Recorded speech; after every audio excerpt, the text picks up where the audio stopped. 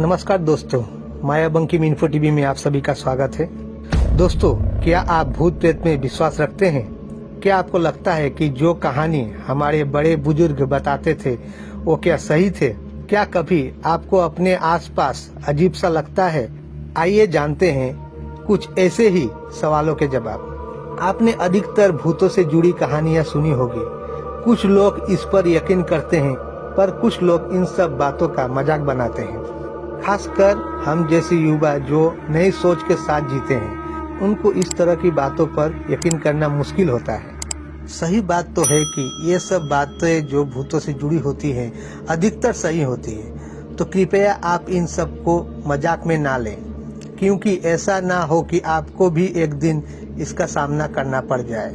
और ये सब चीजें किसी के साथ बीतती है तो ही इसकी हकीकत जान पाता है। इन्हीं बातों से जुड़ी एक कहानी है तो यकीनन सही होगा। चलिए हम आपको बताते हैं। ये स्टोरी है एनालिस मिशेल की। एक सच्ची कहानी है जिसको कई भूतों ने, कई प्रेतों ने उसको जकड़ लिया था, जिसके कारण उनकी कम उम्र में ही मौत हो गई थी।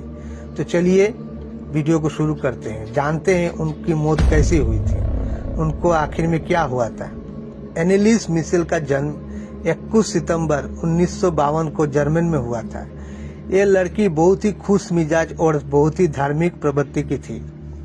अपनी जिंदगी को बहुत आम तरीके से जीने वाली इस लड़की में एक ऐसा मोड़ आया जिसकी कल्पना उसने कभी भी नहीं की थी।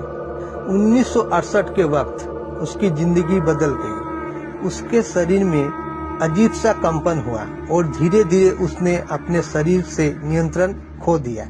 वो अपने माता पिता जोसेफ और अन्ना और 3 बहनों के साथ रहती थी, पर उस दिन वो किसी को बुला पाने में असमर्थ थी। जब उसके माता पिता ने उसे इस हालत में देखा तो उनको लगा कि उसको मिर्गी का दौरा पड़ा है। तो उन्होंने वार्सबर्ग में एक मनोरोग अस्पताल में उसको भर्ती करवाया, जहां तांत्रिक विज्ञानी ग्रेड मल उसका इलाज करने के लिए आए थे। उसको इस तरह का दौरा आए दिन पड़ता रहता था और धीरे धीरे उसका चेहरा शैतान का रूप लेने लगा था। 1970 में वो पूरी तरह से पोजेस्ड हो चुकी थी। सबको यकीन होने लगा था कि इसके ऊपर शैतानिया शक्तियों का प्रभाव है। उसकी आवाज भी अजीब रूप ले रही थी, जिसको सुनकर हर कोई कांप जाता था और कई आवाजें उसका पीछा करने लगी थी और उसको बस एक ही बात सुनाई देती थी, तू नर्क में है। वो डॉक्टरों को राक्षस समझने लगी थी जो उसको आदेश दे रहे हैं। डॉक्टरों ने पूरी कोशिश की पर वो उसको ठीक नहीं कर पाए। इसके कारण एनालिस मिशेल ने हर आस खो दी थी। सन 1973 तक उस पर कोई भी असर नहीं हुआ। तब जाकर उसके पेरेंट्स ने पादरियों से जाकर मदद की गुहार लगाई, पर उन सभी ने उसकी मदद करने से इनकार कर दिया और 20 साल की एनालिस उस खौफनाक दौर से गुजरती गई।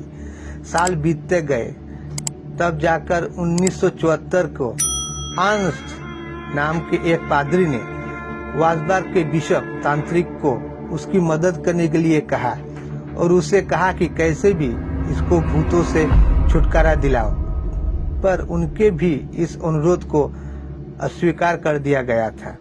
मिशेल का रूप बहुत ज्यादा डरावना हो जा रहा था। मिशेल ने अपने माता पिता को अपमान करना, हमला करना और उसके परिवार के अन्य सदस्यों को भी काटना शुरू कर दिया था।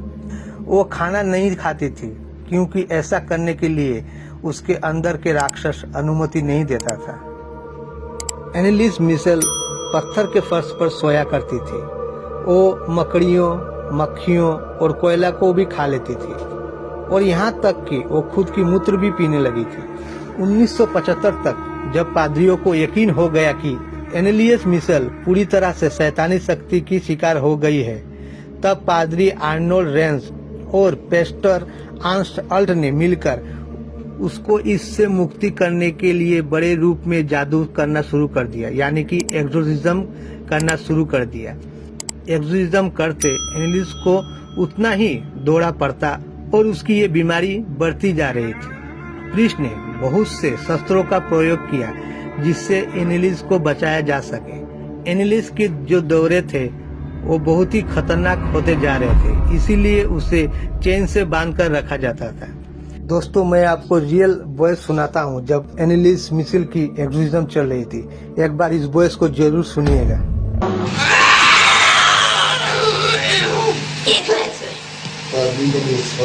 Nein, je kletse.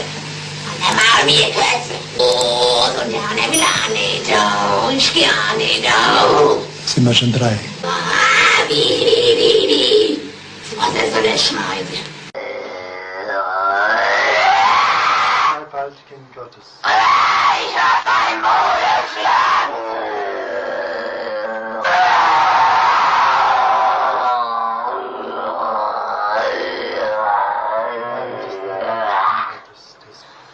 Namen des Vaters.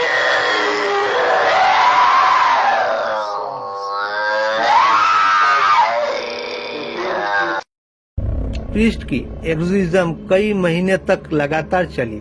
कई महीने तक एनिलिस ने कुछ नहीं खाया। उस पूरी प्रक्रिया को रिकॉर्ड भी कर लिया गया था। शैतान को उसके शरीर से भगाने के लिए 30 जून 1976 तक एग्जोरिज्म चलता रहा। उस वक्त एनिलिस निमोनिया से पीड़ित थी और वो पूरी तरह से हार चुकी थी। उसका बुखार दिन दिन बढ़ता जा रहा था। वो शारीरिक रूप से बहुत ही कमजोर हो गई थी। उसके माता पिता भी उसकी हालत देखकर रोने लगे थे। एनिलिस मिशेल बस एक ही दुआ मांगती थी कि मुझे मोक्ष चाहिए, मैं भीख मांगती हूँ। उसने अपनी माँ से एक बात कही, माँ मुझे डर लग रहा है। यही उसकी आखिरी शब्द थे। उसके बाद 1 जुलाई 1976 को एनिलिस मिशेल की दर्दनाक मौत हो गई। एनिलिस मिशेल की जिंदगी के ऊपर भी एक फिल्म बनाई गई थी ताकि सब इसकी दर्द भरी कहानी जान सके। उसके परिवार पर क्या बीती थी हम कभी भी सोच नहीं सकते। एनिलिस मिशेल के ऊपर जो फिल्म बनी थी उस फिल्म का नाम था द एग्जोरिज्म ऑफ एमिली रोज। उस फिल्म को थोड़ा अलग दिखाया गया था। पूरा स्टोरी यहीं से प्रेरित था लेकिन थोड़ा अलग दिखाया था। उस फिल्म को जब हम देखते हैं तब हमें पता चलता है उसको 1 2 नहीं टोटल 6 शैतानों ने उस पर कब्जा किया था।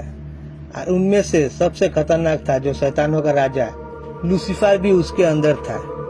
उस फिल्म में दिखाया गया था कि जब एमिली रोज के अंदर शैतानों ने कब्जा किया था तो एक रात वो सो रही थी।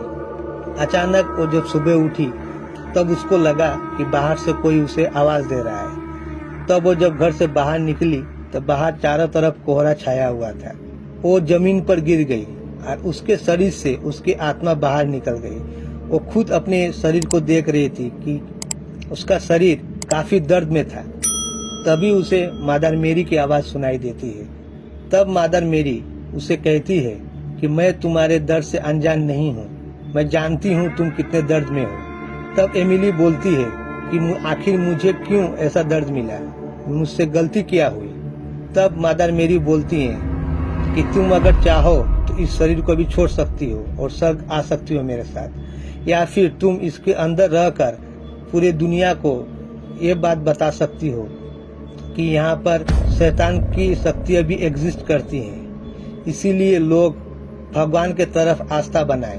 तब एमिली ने फैसला किया कि वो यहीं पर इसी शरीर में अंदर जाएगी और सारे दुनिया को एक मिसाल देगी कि सच में दूसरी शक्तियाँ भी इस दुनिया में एग्जिस्ट करती हैं। उसकी जो कब्र है वहाँ को एक धार्मिक जगह माना जाता है। लोग वहाँ पर जाते हैं और वहाँ पर प्रे करते हैं। तो दोस्तों, ये थी रियल स्टोरीज एनिलिस मिशेल की, जो कि हमने उसकी फिल्म ही देखी है द एग्जोरिज्म ऑफ एमिली रोज। आप सोच सकते हैं कि उस लड़की ने कितना दुख, कितना कष्ट सही होगी। उसके शरीर में 1 2 नहीं टोटल 6 भूत थे, 6 शैतान थे। उसके घर के माता पिता, फैमिली की हालत क्या हुई होगी, जिसके ऊपर बीतती है वही जानता है। हम कितने भी बात कर ले लेकिन वो दर्द को हम महसूस नहीं कर पाएंगे। तो दोस्तों, अगर आपको ये वीडियो अच्छी लगी हो जो कि रियल स्टोरी है तो वीडियो को लाइक करें, आगे शेयर करें और अगर आप हमारे चैनल में नए हैं तो इस चैनल को सब्सक्राइब करना ना भूलें। तो मिलते हैं आपसे एक नए वीडियो में नए टॉपिक के साथ। तब तक के लिए थैंक्स फॉर वॉचिंग।